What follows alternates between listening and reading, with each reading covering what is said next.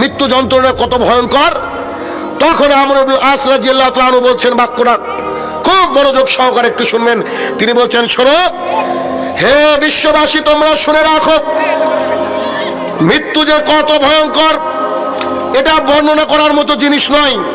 তবে আমি যেটুকু অনুভব করছি সেটা হচ্ছে পৃথিবী আর আকাশ একসাথে জোড়া লেগে গিয়েছে, আর আমি তার মাঝে দোলে মুসলে পিষে যাচ্ছি।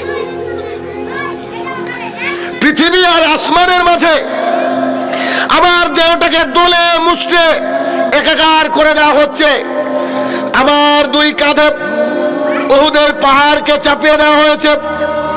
আমার পেটের মধ্যে খেজুরের কাঁটাকে ঢুকে দেওয়া হচ্ছে। আর আমার সবচেয়ে বেশি কষ্ট হচ্ছে আমার নাকের এত বড় ছিদ্র, কিন্তু আজকে মনে হচ্ছে আমার নাকের ছিদ্র মানে একটা সুয়ের ছিদ্র, যেমন আমার নাকের ছিদ্র যেমন আমার এই কষ্ট হচ্ছে।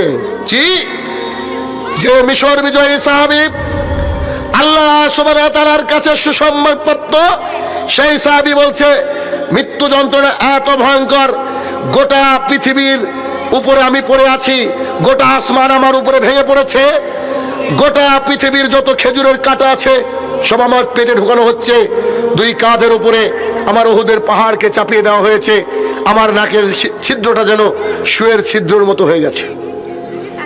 এটা হচ্ছে মৃত্যুর অবস্থা।